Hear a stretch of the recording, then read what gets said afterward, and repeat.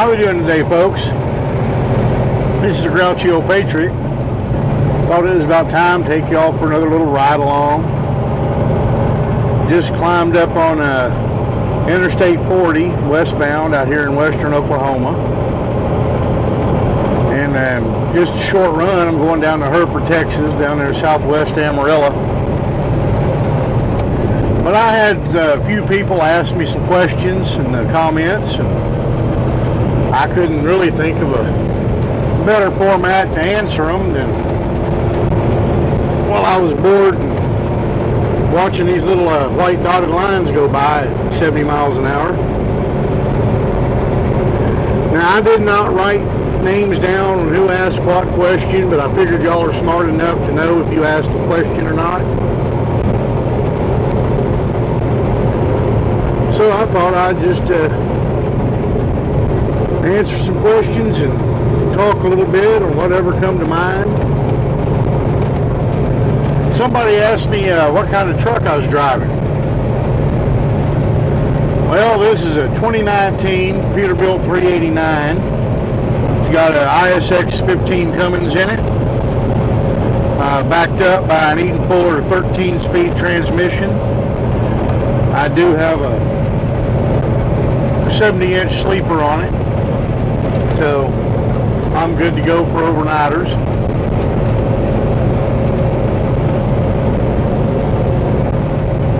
Normally I pull a 48-foot spread axle flatbed, and 90% of the time, 85% of the time, I'm hauling steel from the fabrication facility there in north central Oklahoma to the job sites all over the country, wherever we're working. And then the guys out on the job site just field direct the tanks. I do occasionally pull a tri-axle drop deck lowboy for hauling heavy equipment, because we do move our own heavy equipment from job site to job site, or from the job site back to the yard when it needs to come back for servicing or because somebody broke something.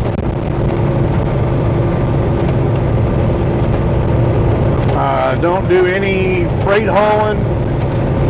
It's all private business. I don't have to deal with shippers and receivers. I don't have to deal with that madness.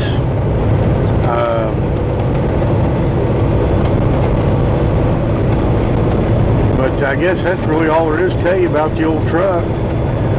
It does have a plastic dash in it. It's as damn squeakiest thing I've ever heard in my life. But what are you going to do? You can't get a damn new truck you ain't loaded with plastic. The truck I drove before this one was a 2000 379 Peterbilt. Had a C18 Caterpillar in it with an 18-speed Eaton Fuller, and that was a running son of a gun. It only had 85 on the speedometer, but I had her sitting on the peg coming across Great Salt Lake, loaded. Today I'm pretty heavy. I came across the scale there at El Reno, Oklahoma, and a guy waggled his finger at me because I was only 79,000. I was 79,525, but I was 150 pounds over on my drives,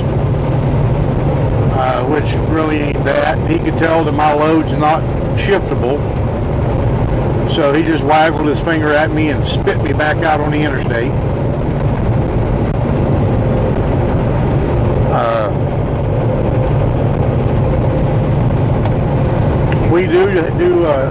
We haul our cranes and our big equipment. We do have to get oversized load permits, so I do heavy haul also. Let's see, somebody else asked me What did I do when I was in the Navy? Shipped a lot of paint. Spread a lot of paint. Anybody who's in the Navy will understand that one. But no, I was a nuclear trained machinist mate. Worked on the reactor plant and engine room and on submarines. I was stationed on subs pretty much my whole seagoing career. I did have a couple of shore assignments, and I did serve one tour on the USS Frank Cable, which was a submarine tender, basically a repair ship. And I was in the repair department. You know, we had tended units we had to take care of, and who better to work on a submarine than a submarine sailor? So repair department was about 80% submariners.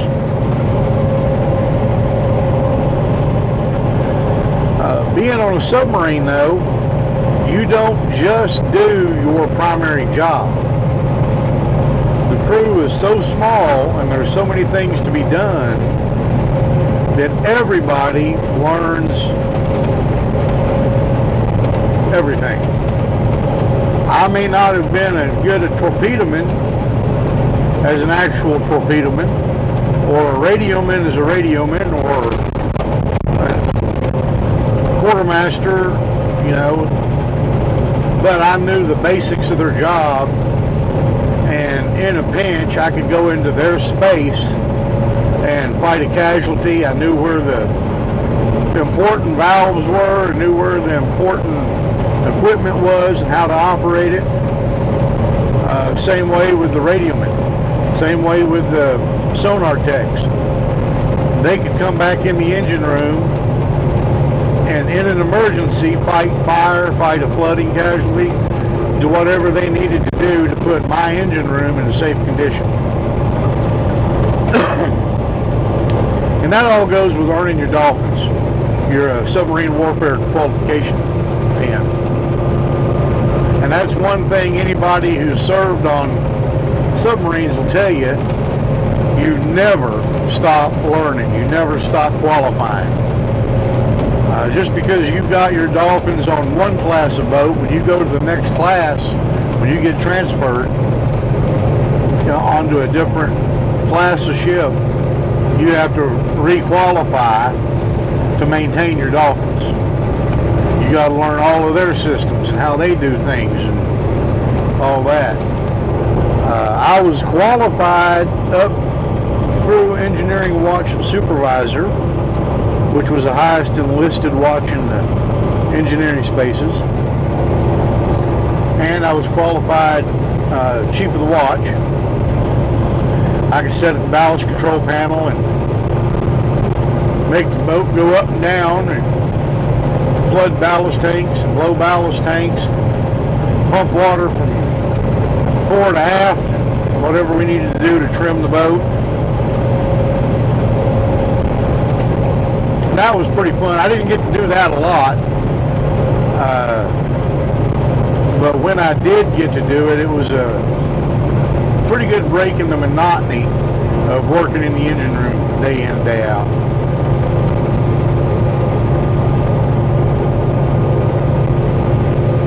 But that's pretty much what I did when I was in the Navy. Where did we go? All over the world. Places we were welcome, places we weren't welcome, places we were glad to be, and places we shouldn't have been. But that's just the nature of the job.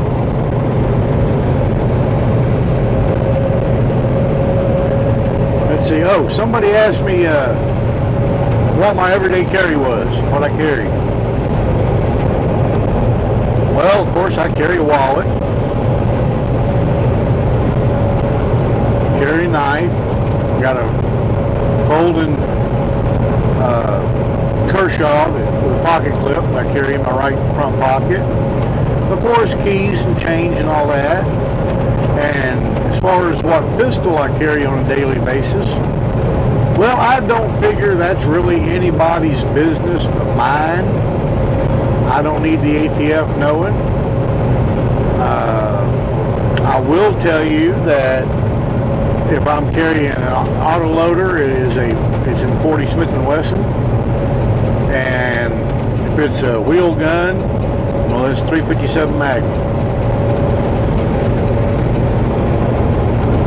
But as far as makes and models, I don't think that really makes a difference. I'm comfortable with what I've got. I can shoot it well. It fits me. That's when it comes to it. Somebody asks me what's the best pistol or what's the best rifle, I'm going to tell them the one that they can shoot well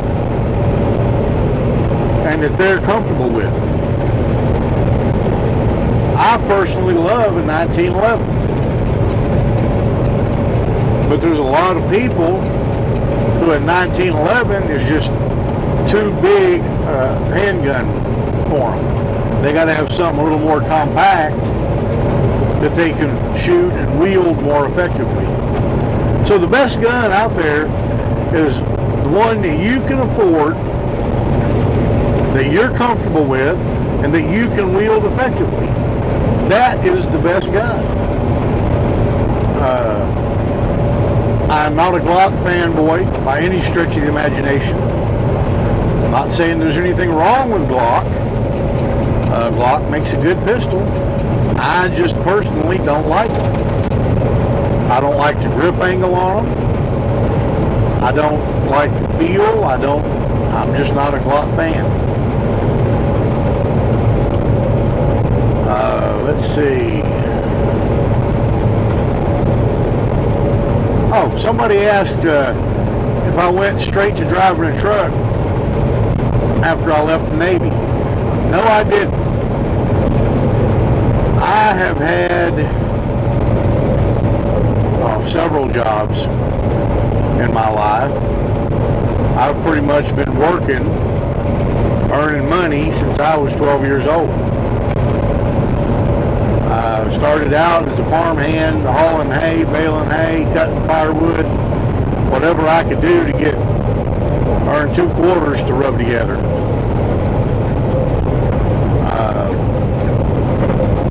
After graduated high school, I went to college, did that until I ran out of money.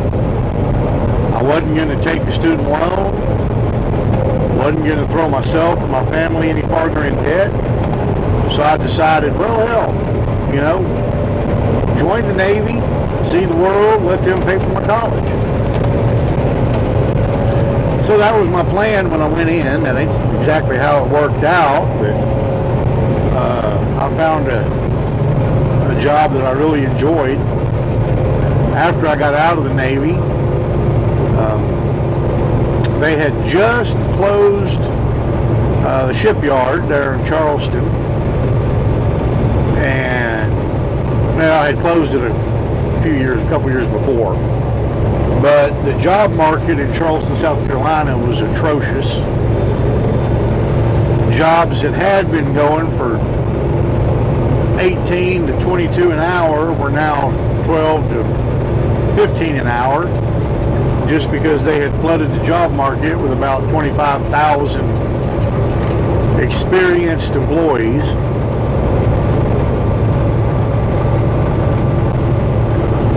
So the wife and I thought it over and decided we needed to move, and she told me in no uncertain terms that she was not raising our kids in New Jersey, which is where her family's from.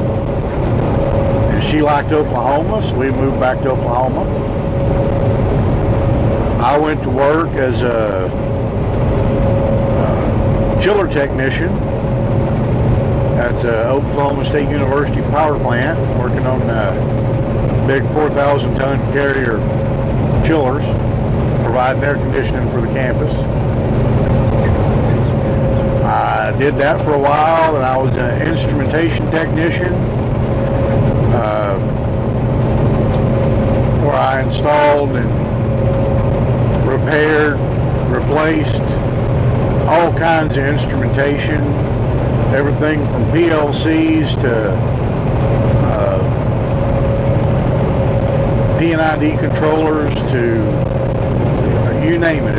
If it controlled something, I dealt with it. Worked my way up, became the department head in charge of the entire utilities department. Had power plant, chiller plant, water treatment plant, natural gas, electrical, water distribution systems on campus, sanitary sewer, storm sewer. If it was utilities, it was under my purview. And did that until I got tired of all the liberal, progressive politics and the backstabbing, and I just got tired of it and left the university. Mama told me I wasn't done working yet, find something else. And I got to looking around and I thought, well, hell, you know, I got to see the world when I was in the Navy. But I never spent a whole lot of time seeing different parts of this country. I couldn't think of a better way to do it than from behind the windshield of a big truck. So I went to driving a truck. And been doing it ever since. I love it. I'm my own boss. I lay down and go to sleep when I want to, get up and drive when I want to, stop and eat where and when I want to. As long as the load, since I do drive for a private construction company and not a freight company, as long as the material gets to the job site, that's all the boss man cares about. As long as it gets there safe and sound.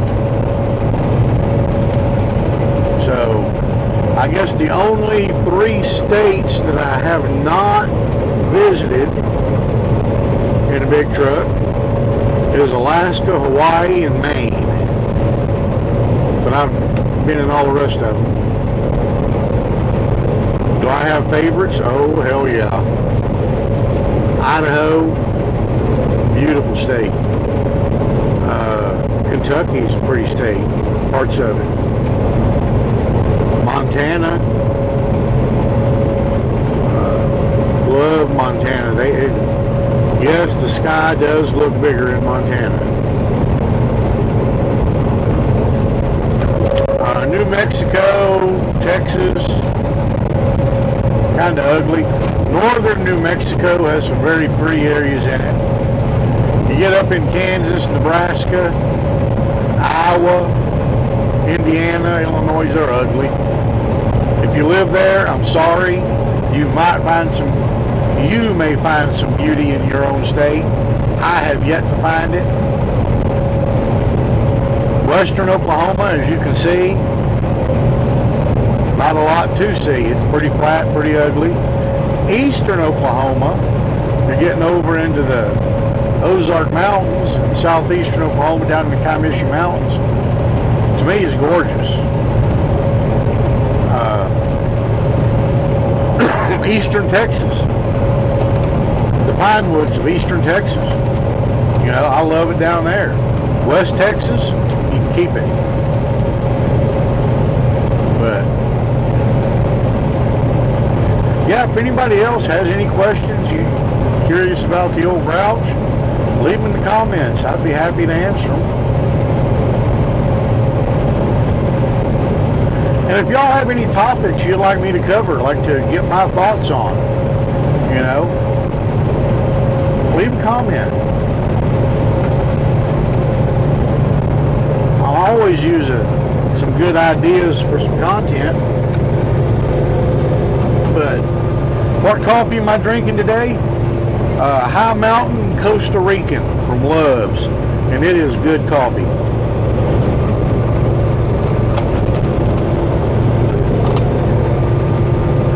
Love's has about the best coffee on the interstate. Pilot, Flying J, they'll come in second place. Petro and TA, oh man, I've had convenience store coffee that's better than anything I've ever got at a Petro or a TA.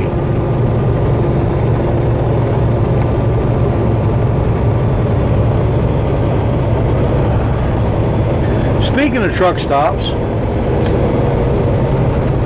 Love's has a program. It's called the Love's Truck Care Academy.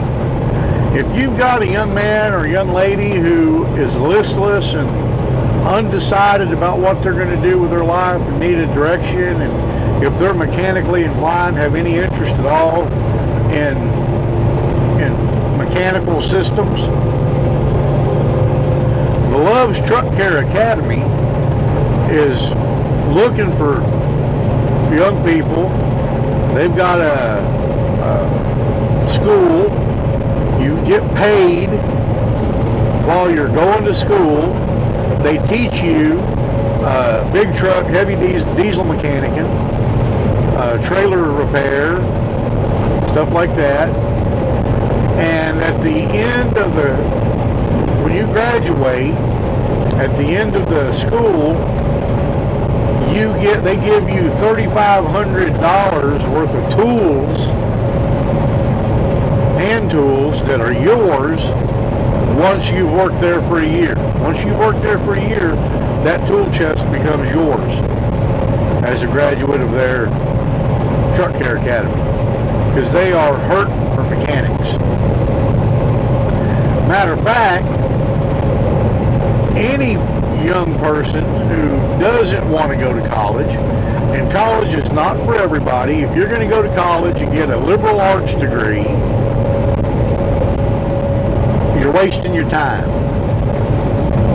If you're going to be a doctor, a veterinarian, a geologist, chemist, an actual job, engineer, mechanical engineer, electrical engineer, acoustic engineer, whatever, if you're going for a degree to get an actual job, college is worth it. If you're going to get an underwater basket weaving degree or a Far East lesbian dance theory degree, you're wasting your time, because you'll spend all your money, you'll be in debt, you'll get out, you'll still be baristaing at Starbucks or flipping burgers at McDonald's. So if you don't know what you want to do, don't go to college. Get a job doing something.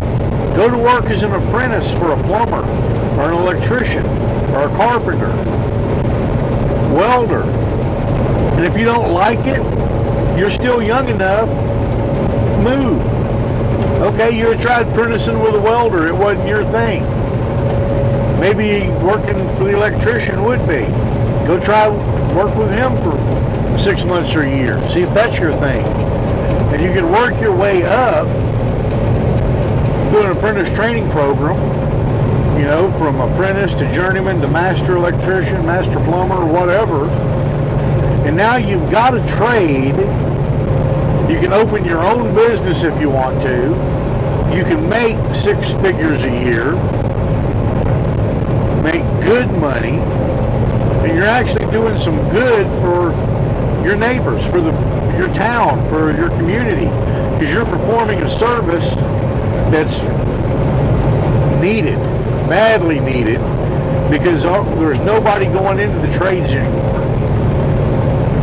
Young people are forsaking the trades because for years and years and years we've told them, oh, you got to go to college, you got to get a college education, you got to get it. No, you don't. Mike Rowe says it every damn day. You don't need a college education to have a good career, as long as you're willing to work. That's the key right there.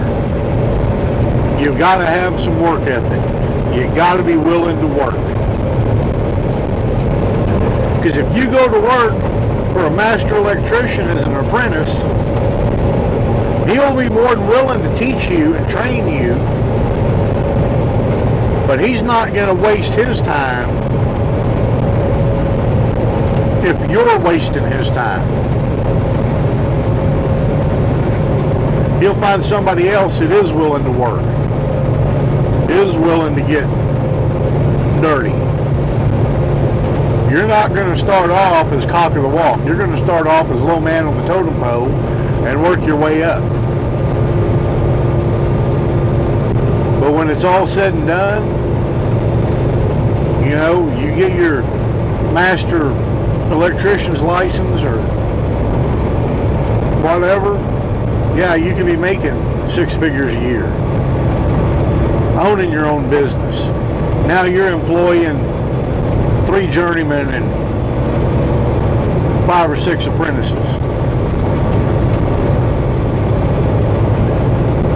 So, some of the happiest people I've ever known were people who worked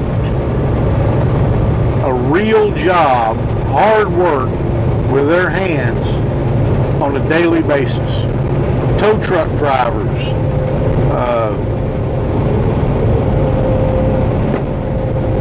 you name it. Guys who go out and work a hard day have a sense of accomplishment when they come home in the evening. They know they made a difference. They got something done. But we've told our young people for 30 years that I know of that the only way to get ahead is you got to have that college degree. Now, look around. How many kids with college degrees do we have now that are working as a barista, hanging security tags on clothes when they stock the shelves at Target, flipping burgers at Five Guys or wherever? They've got that college degree, but it don't mean nothing because they did not get a degree in something that there was a demand for, an actual useful profession. Okay, you're an art history major. You're going to go to work as a museum. You're going to curate at a museum.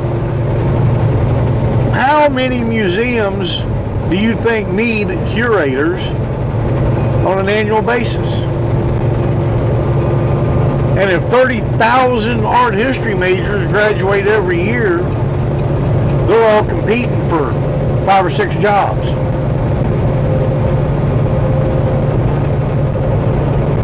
But you can pick up the newspaper tomorrow, open the want ads, and pretty much go to work as an electrician's helper, plumber's helper, welder's helper, pipe fitter's helper, boilermaker's assistant, as long as you're willing to work. And when you find that job that